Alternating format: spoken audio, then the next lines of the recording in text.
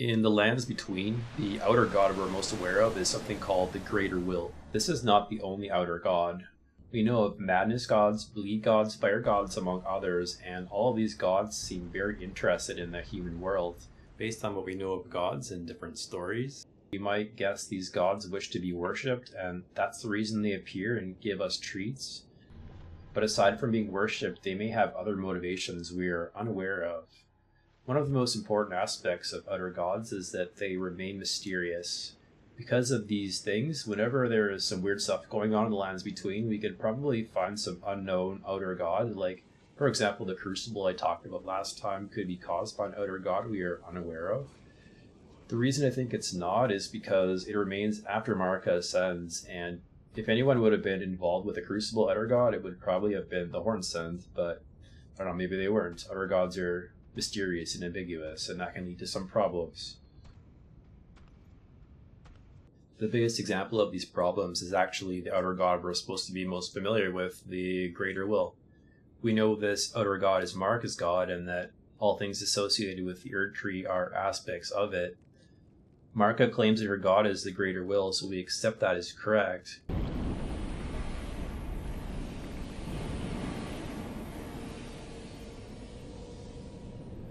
However, there's all kinds of indications that the Greater Will, as referred to by everyone else in the world besides Marika, has never been in contact with her.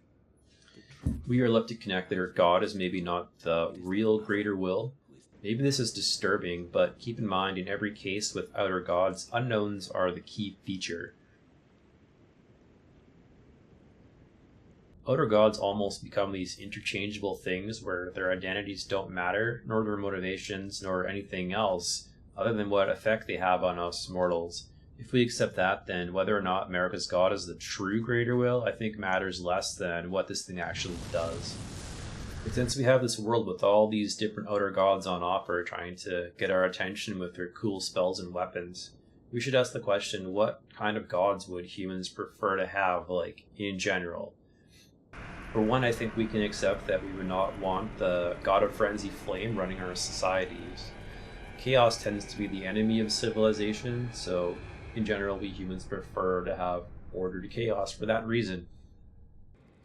As we looked at before, Marika and her Erd Tree create this system where their followers are cared for with consumable goods and magical powers.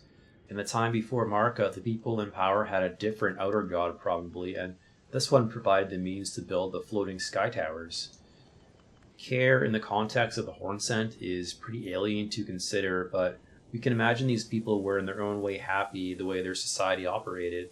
The way they were cared for by their god was to keep their society growing, which means construction.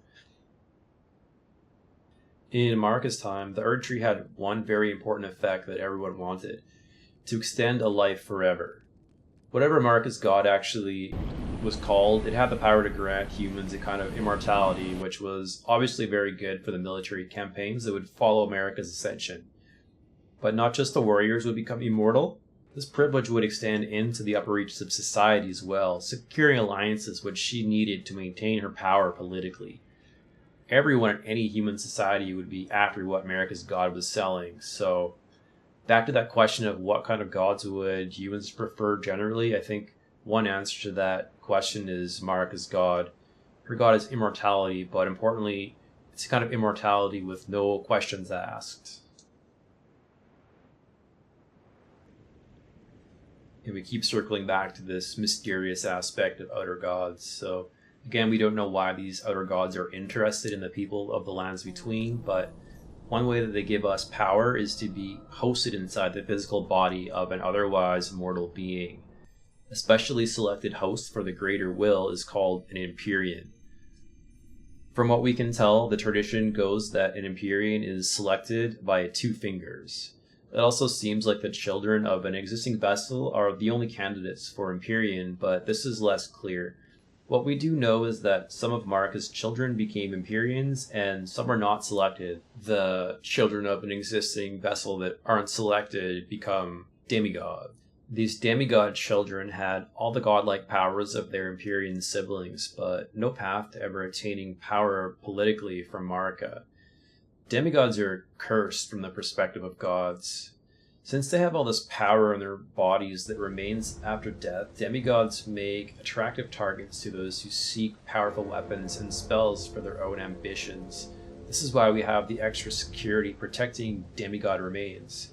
Demigods are cursed from the perspective of Tarnished as well as from the perspective of gods.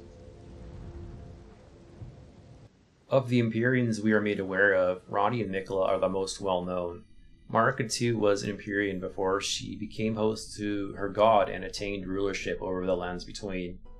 Marika's status as vessel to the Greater Will gives her a right to rule that Empyreans do not have, and this right to rule seems to be related to the Elden Ring.